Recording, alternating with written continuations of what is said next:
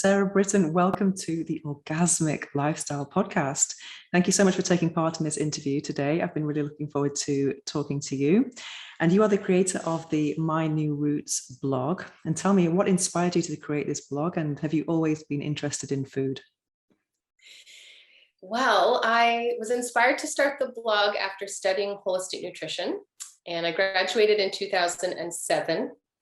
I came out of this education almost angry that I wasn't taught this information before.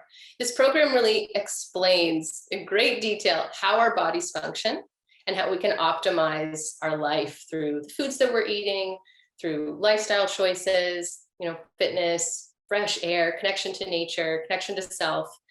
And I'd grown up my whole life never really understanding how I functioned. And I just thought, wow, I can't believe I'm one of the few people that really understands how this functions, how this works, and how I can support it.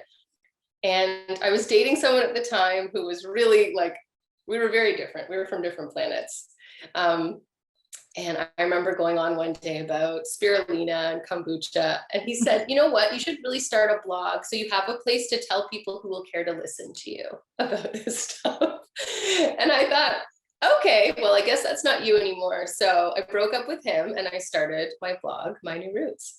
And, it was just my mom reading for a really long time. And it was a way for me to share what I had learned in school in, I guess, I like to say it's water cooler talk.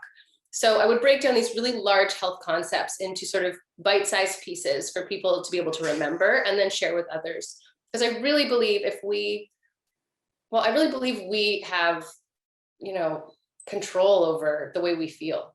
And often we hand that responsibility off to someone in a white coat, but really it belongs to us. And I wanted to empower people and remind them that they have the power to, feel good every day if they want to. It's just a few simple things you really need to shift.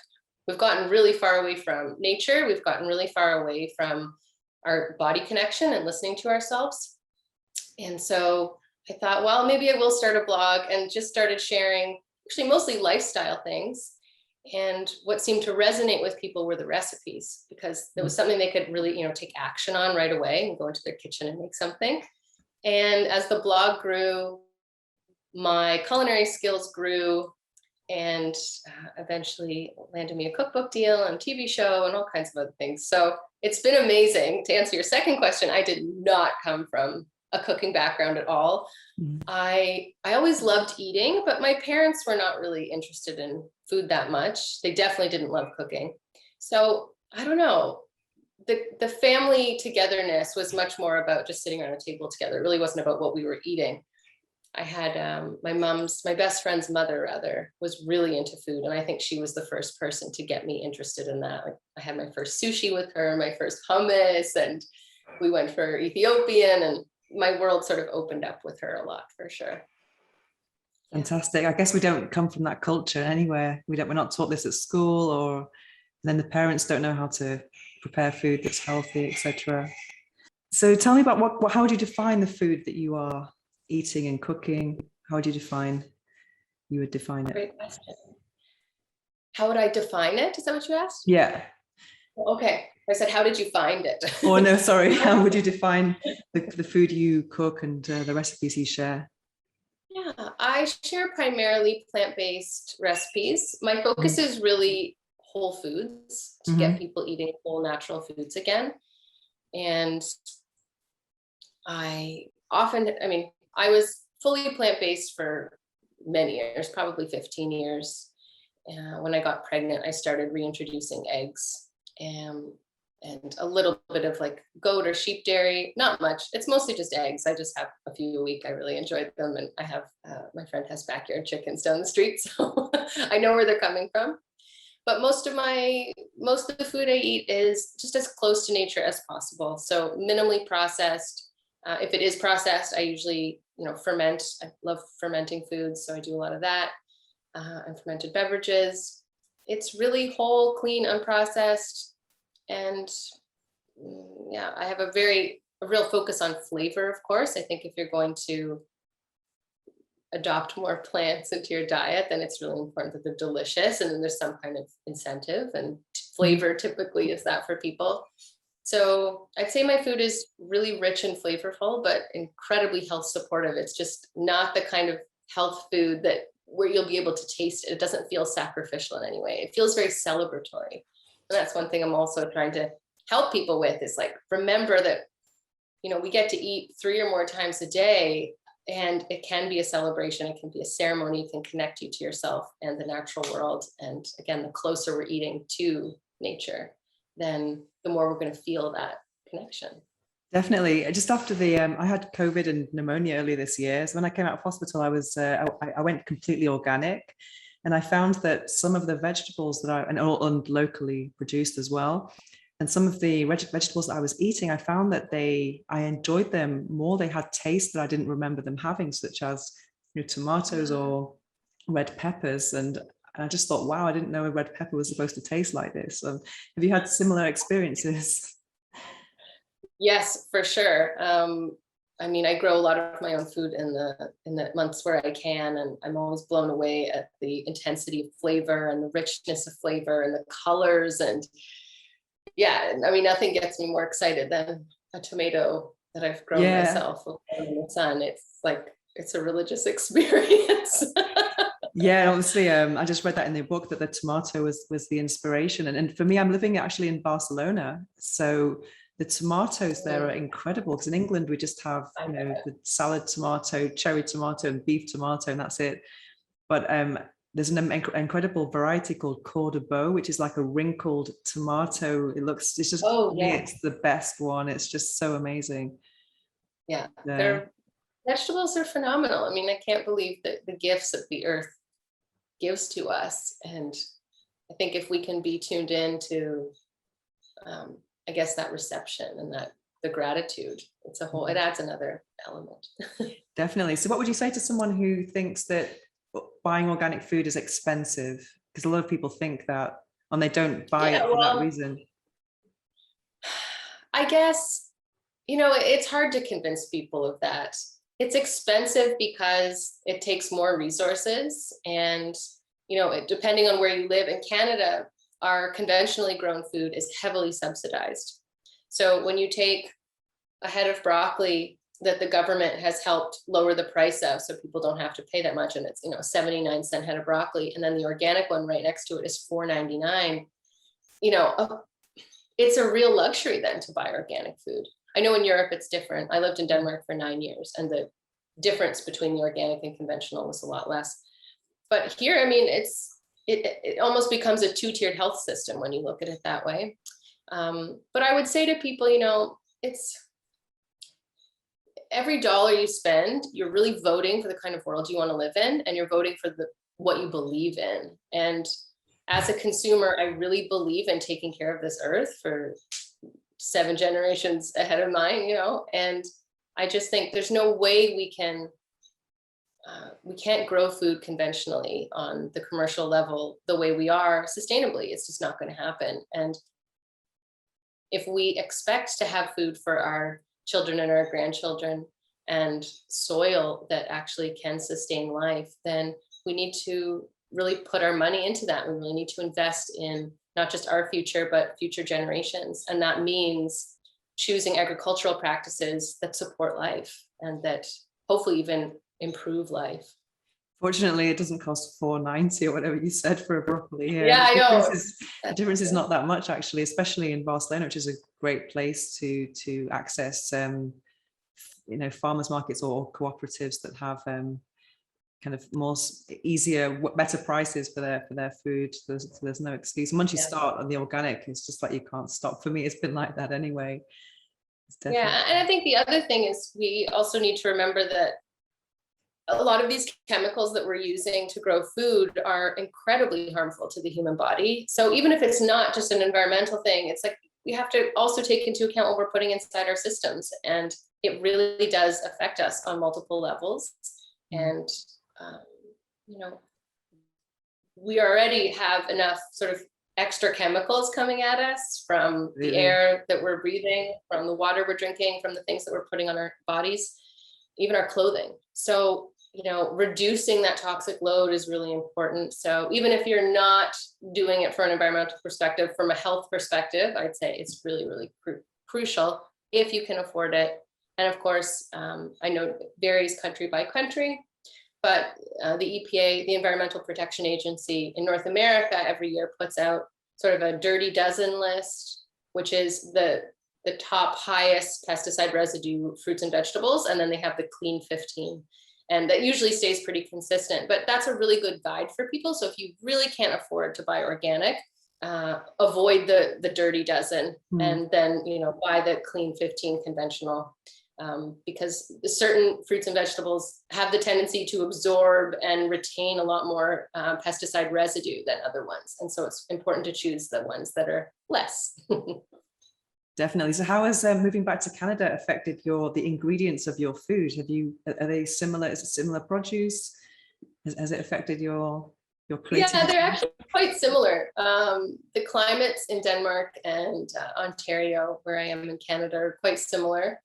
The summer's a little hotter here, but it's a little, the light is mostly what's different. It's quite similar, I'd say.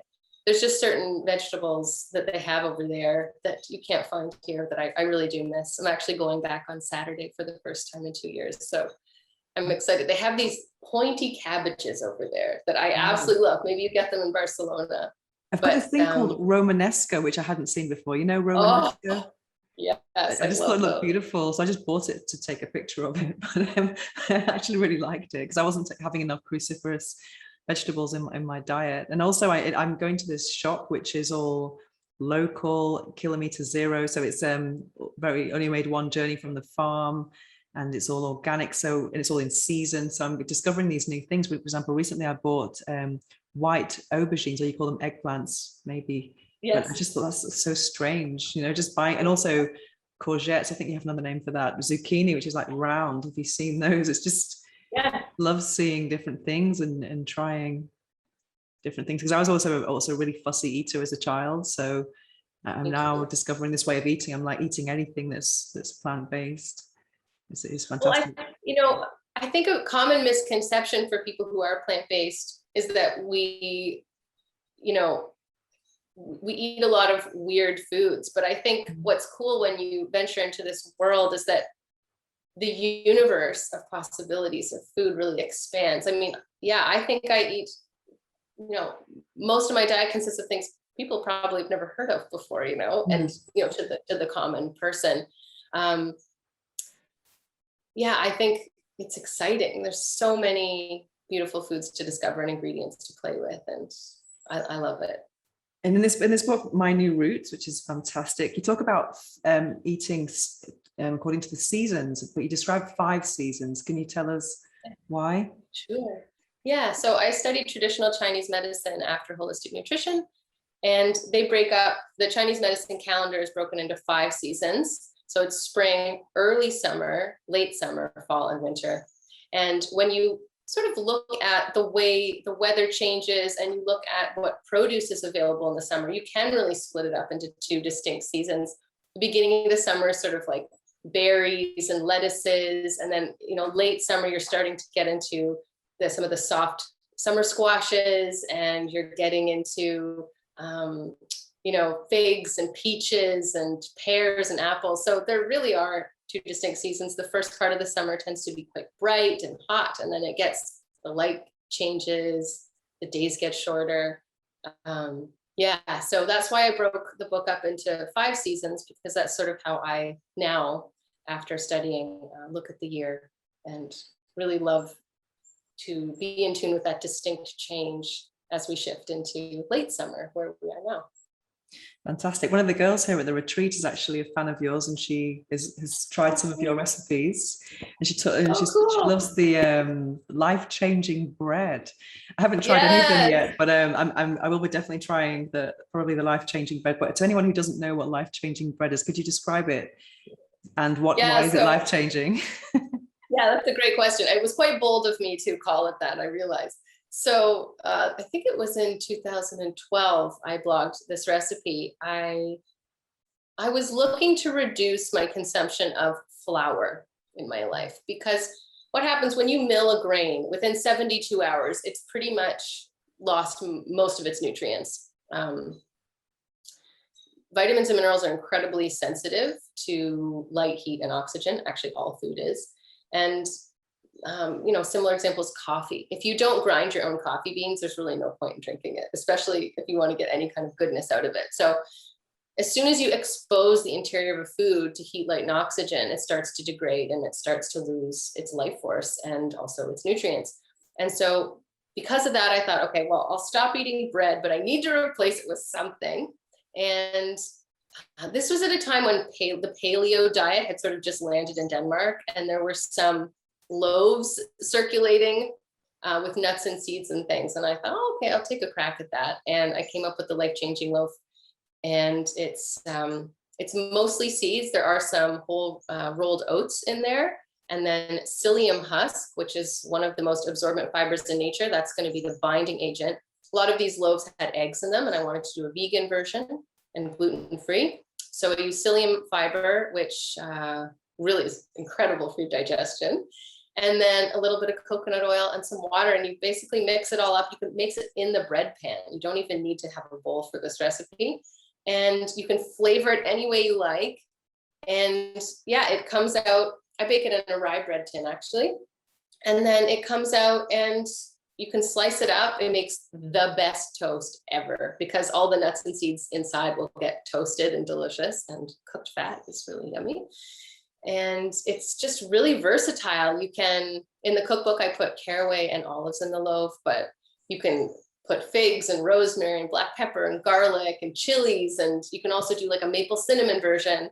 And then as a riff off that, in fact, once I was going on a trip on a plane and wanted to take the loaf with me, but I thought it was pretty impractical. So I took the dough before I baked it and I rolled it flat into crackers, and I made the best crackers. The life-changing crackers. The life-changing crackers. And it's funny, Venus, I get probably once a week, I still do, an email from someone saying how much that loaf changed their life. So it's cool because I thought, wow, it's a really huge claim to make, but I'm not lying. It really does change people's lives. It allows people who want to cut back on refined carbohydrates, which is one of my biggest missions in life, is to get people, again, back. If we're going to eat grains, they should be whole, fermented, freshly ground, whatever. And so it's really cool to hear that people are enjoying it so much and the kids are enjoying it. It's also just so energizing. It gives you so much fuel, like clean burning, really good fuel for your body. And I'll it's definitely try it when I get home. I watched your TED Talk. I watched your TED Talk the other day, and you talked about making one change a day. And I wanted to know, that was a few years ago now. You must have made many changes since then. So what changes have you made to your cooking since then? Great question. Well, I suppose I'm constantly trying to challenge myself in the kitchen. So, once a week or so, I'll make someone else's recipe for a change. And I find it really introduces some cool concepts and techniques into my repertoire that I didn't have before. This keeps me interested in the kitchen. It keeps me inspired, and it pushes me creatively for sure. Often I'll take a recipe that's a very sort of standard American diet recipe, and just understanding the technique of it, then I can tweak it to be vegan, to, have only whole foods in it, to be sprouted or activated. That's another thing that I'm really big on, is activating all of my nuts and seeds and grains and legumes. And I think, I'm just constantly trying to stay inspired, keep gardening, try new flavors, try new techniques, just challenge myself. Otherwise, cooking can be kind of boring sometimes if you get into a routine with it. And so I think for people, the one change concept was really, it doesn't even need to be around cooking. It can be like, I'm going to go for a 5-minute walk after my lunch every day. It can be something like that. But just to be constantly striving to improve your life in some way, because that makes you feel good. And one change begets another. I think that's a cool thing when you are pushing yourself constantly. you build up a momentum around it and a confidence around it. You know, like almost a self-trust of, I am looking after myself. I got this. Like, what am I going to treat myself to today? And I just think it's a beautiful part of the relationship with myself that I appreciate that about me, that I'm always trying to better myself, not in a forced way, in a relaxed way, but you know, I think it helps keep me constantly inspired. So do you grow your own food then? Do you Yeah, grow as some of much your as own I food? can. As much as I can. I have a little plot in our backyard, and this year I planted more than I ever have. And it's so beautiful. I really feel like it's just such a privilege to have a space to grow things and to have that connection and to steward land and to help the earth express itself. That's really how I feel. It's almost like I'm really tuned into the plants and listening to what they want, and then able to, yeah, give them life. And there's just a beautiful reciprocation that's going on. So what advice would you give to someone living in a city without a garden? Do you have any tips for? Yeah, for sure. Actually, I have a video on my membership platform called Grow, where I show people who are living in a city how to grow lettuces and herbs and just simple things.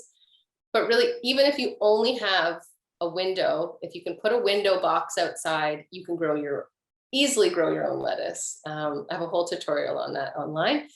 And I mean, it's really not complicated, especially with the planting technique that I show you, which is called broadcast planting. I mean, it's really, a 2-year-old could do it. And I think for people living in a city like I did for many years in Copenhagen, I didn't even have a balcony, actually, just had a window. Just to be connected in some way to what you're eating, I think is really important. If you don't know a farmer, if you don't have a plot of land, just to have a window box where you can pick your own lettuce or your own basil or your own rosemary. There's something really empowering and inspiring about that in itself. And yeah, Does a window box have to be inside, or does it have to be outside? It has to be outside. I mean, herbs, you can usually buy potted herbs and keep them on the windowsill for a little while, but things like lettuce really do need to be outdoors. They do best there. Yeah. So what do you do when you feel lazy? What do you make? Do you have a kind of go-to kind of, or do you batch cook and prepare things that are frozen? Or well, I'm not really a meal prepper. The way that I sort of structure my week is I do these things called rollovers. And rollovers, my definition is intentional leftovers. Okay. And the way it works is I sort of make larger amounts than I would require at one meal so that they will roll over into the next meal. And then each day I'll sort of create an element for the rollover, so that if Monday I have brown rice and Tuesday I have lentils, and suddenly I have lentils and rice.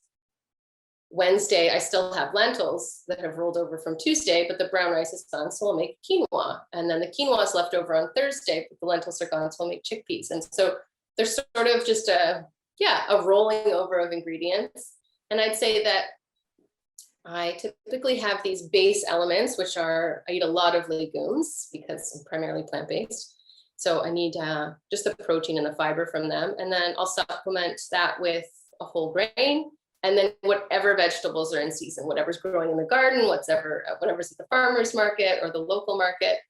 And depending on the season, again, if it's the summertime, I typically eat a lot of raw food in the summer. And then in the winter, I eat almost exclusively cooked food. And that's another traditional Chinese medicine principle in the way that we should be eating with the seasons. Like a salad in the winter actually really can throw off your body. It can introduce way too much cold dampness, which is something we have already too much of in the wintertime. And yeah, it's just about sort of paying attention to what's going on around you. But this rollover technique, I mean, I know it saved a lot of people, because I probably spend half an hour in the kitchen every day, and yet I have quite elaborate meals, in my opinion, because I'm not cooking everything from scratch every single day. I'm using these elements that have been pre-made, and it just makes life so much easier. And then you can be creative with the toppings. I'm a big fan of sauces and dressings, so I always have, something in the fridge. I love tahini, so often have like a big batch of a creamy, garlicky tahini dressing that's good on everything. I also love toasted nuts and seeds and different sprinkles like dukkha and furikake, togarashi. So I'll have things like that to put on top of even plain brown rice. It just makes it so delicious. So I feel like I eat quite simply, but I know when people come to my house and I like just throw something together, they're quite impressed. But it's because I have a lot of elements already made up that I can really just assemble, and then voila, it's pretty delicious and nutritious and filling and energizing and good for I the recently planet. read Eat to Live by Dr. Joel Furman, and he talks Oh about the yeah. volume eating, and he's a nutritarian. And I was so Mm, inspired to actually give up olive oil when I read this book, because you talk about olive oil mm. as well. I'm living in Spain, they kind of sell it to you that it's so healthy. And I was also tracking my nutrition with Chronometer. And then every day I had olive oil, it's 35% fat. It's like, oh my God. And I was wondering why the pandemic layer was not shifting. So for the last 3 weeks, I've been oil free and making my own salad dressings without oil. And it's really interesting that you can make these flavors and things without any oil at all, using tofu, cashews, or balsamic Yeah, vinegar, sun-dried tomato. It's really, really interesting. for I saw sure. I that you were have, very passionate. Do you want to do any salad dressings that are oil free? yes, for sure. I actually have a vegetable-based dressing collection on my platform, Grow. And I know we have a special discount actually for your listeners, Mhm. which maybe you can put in the show notes.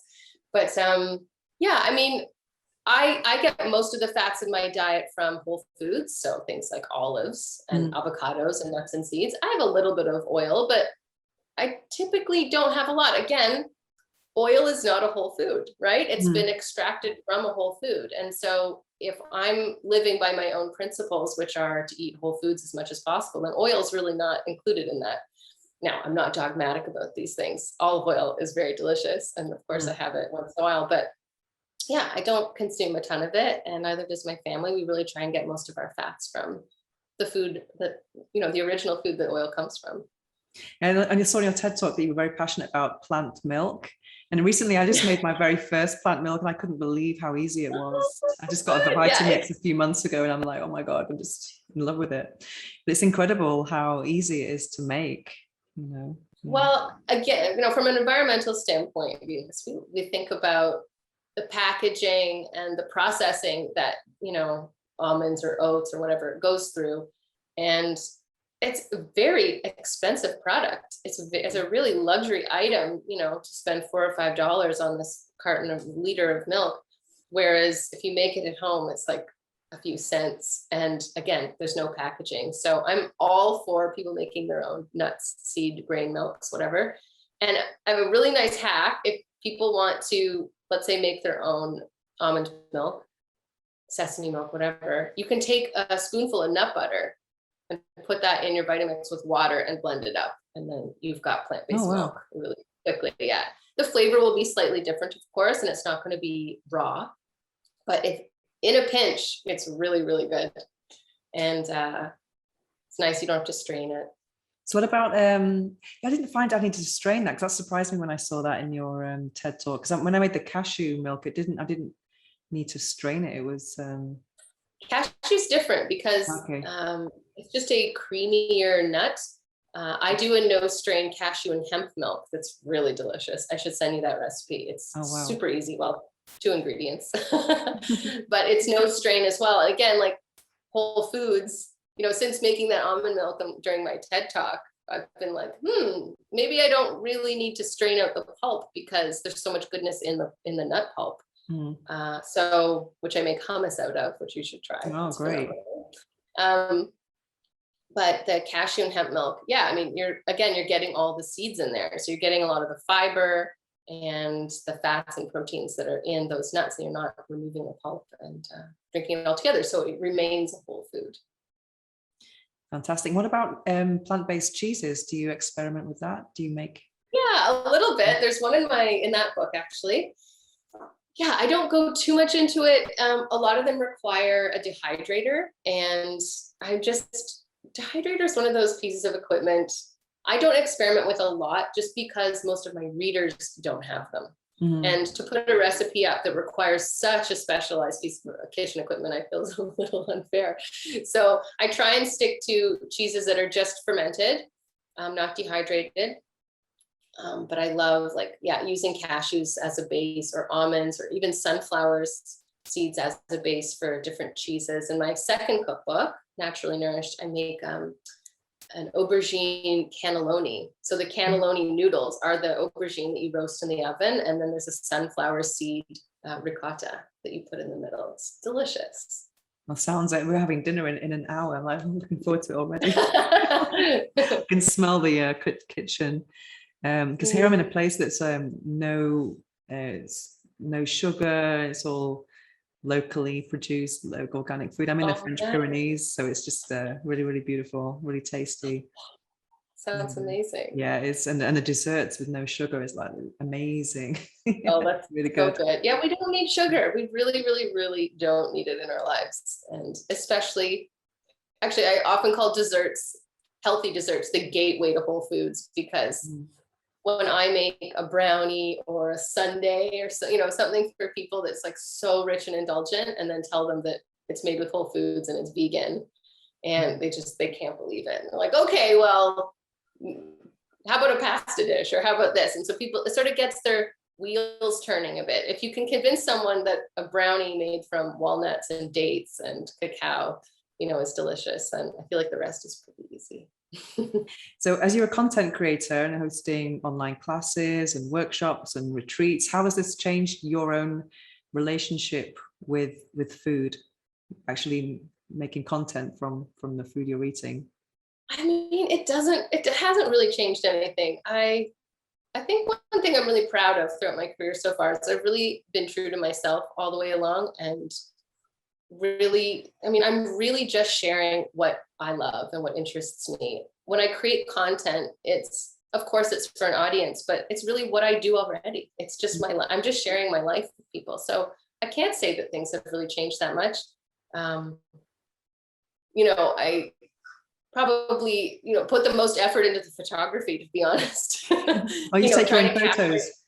You take your own photos as well. I take all my own photos for the books, for my site, for Instagram. Yeah, it's all my own. And, it's almost like that is the more challenging part of it, because I just want to sit down and eat, but then I have to, of course, take a photo of it. So that's really the only thing that's changed, I'd say, is just, having that visual representation of the dish, because we're living in a very visual world right now. And if a dish doesn't look good, no one's going to make it. So it's really important for me that I create something that's visually enticing, that makes people want to make it. It's interesting because a lot of photos of food are kind of inedible because they've got dyes on, or they've been manipulated in some ways. I've heard about that. Yeah, not mine. Mine is really my dinner that I made last night, or really my breakfast. And of course, I will put a flower petal here and there that maybe I wouldn't if I was just gonna hoover it. But it's also part of the expression of the food and the creative output of it. Is that the capturing of the visual, and it is also ceremony for me. It's like a prayer to the earth and thanks for what I've been given, is to create something really beautiful with it and then to share that with people. I love it so much. Definitely. A few quick questions for you. Do you have a Sure. phrase or affirmation or quote that you live by in life? That's a really good question. I think I have a lot of them.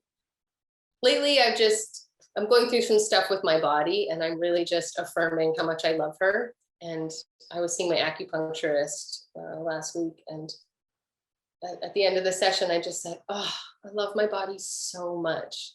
And he said, "I have never heard anyone say that before." And I'm like, "Really?"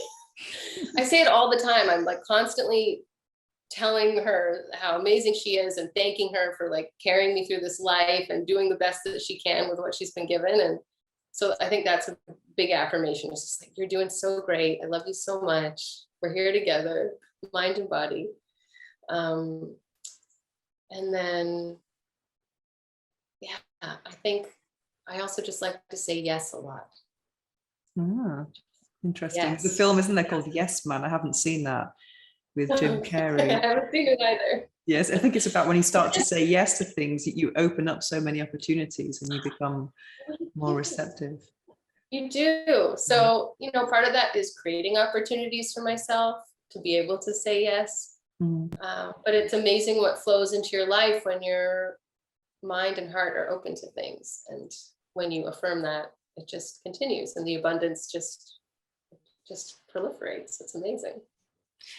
And what's the book that changed your life? Oh, what a good question. I'm reading a book right now, actually, that's quite astounding. It's called Braiding Sweetgrass. And that it's a book written by a indigenous scientist, plant whisperer in a way.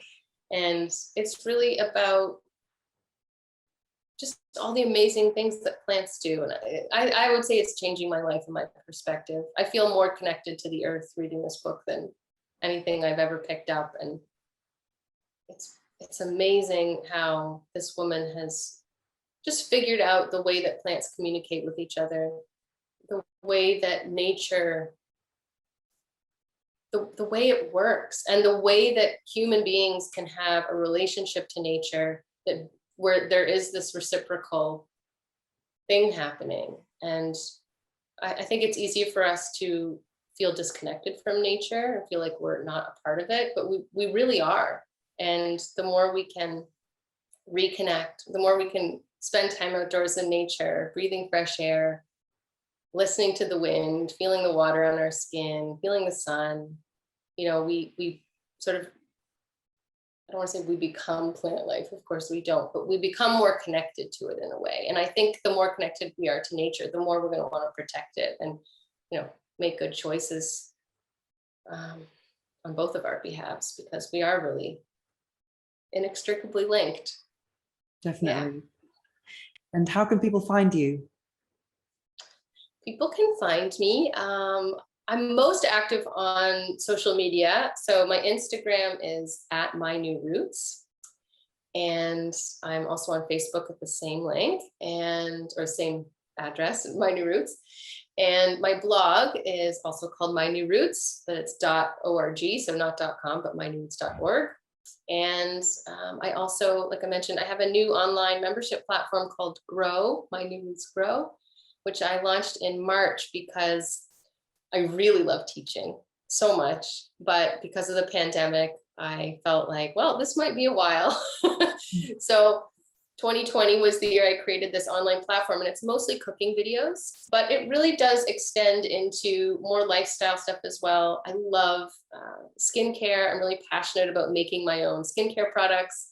And so there's tutorials on that. There's nutrition lectures for people to understand more about how their digestion works. I'm working on a women's lecture for hormonal health at the moment, which is proving to be like quite very in-depth. It's a lot of work, but I think it's really going to help women understand their bodies a lot more, because again, I was never taught about my cycle whatsoever in school, and my mom didn't know anything, and my friends didn't know anything. So it was like the blind leading the blind. And I think if women especially can, understand their bodies on a deeper level, they're going to feel much more connected to them.